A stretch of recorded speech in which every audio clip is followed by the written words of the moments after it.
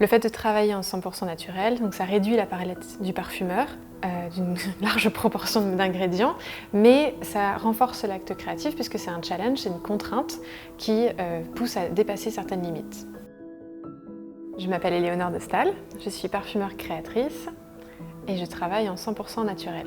Le 100% naturel, c'est le fait d'utiliser des ingrédients qui proviennent de la nature et d'utiliser notamment de l'alcool biologique et des ingrédients, donc les matières premières et des isolats qui sont issus à 100% de la nature. Les matières avec lesquelles j'ai plus de complicité, ça dépend vraiment des moments.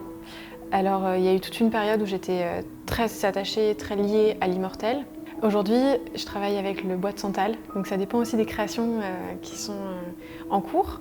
Mais oui, j'ai beaucoup d'attachement, et puis la rose aussi.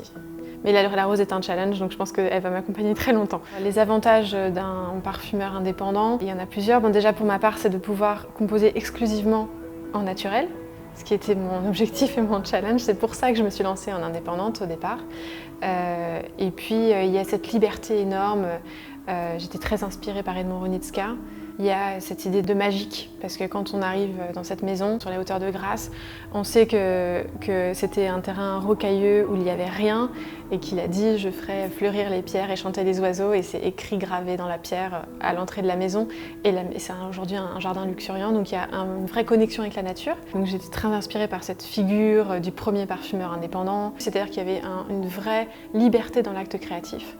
Si je suis la plus transparente possible, quand je crée un parfum, je vais forcément aller puiser à l'intérieur. Donc ça vient vraiment d'un élan, d'une envie. Et c'est une envie de faire plaisir, c'est une envie de transmettre, c'est une envie de partager. C'est vraiment l'acte créatif pour moi, ça vient sublimer aussi des émotions, donc ça part d'une émotion intérieure. Et évidemment, plein d'inspiration, je suis extrêmement liée à la musique. Alors j'ai pas du tout les codes qu'on pourrait penser.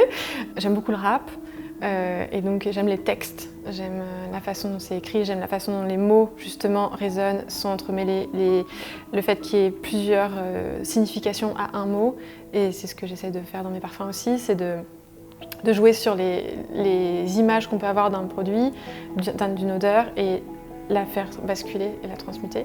La vertu du parfum pour moi, non, effectivement, c'est pas de séduire, ça fait partie. Mais c'est parce qu'on se sent bien que potentiellement on peut aller vers la séduction ou la création, ou en tout cas aller avec élan dans sa vie. Et le parfum, il aide à ça. Et c'est des intentions que je pose à chaque fois dans mes créations et les partages que je fais aussi avec les marques pour lesquelles je collabore. Si j'ai une devise, c'est amour et confiance.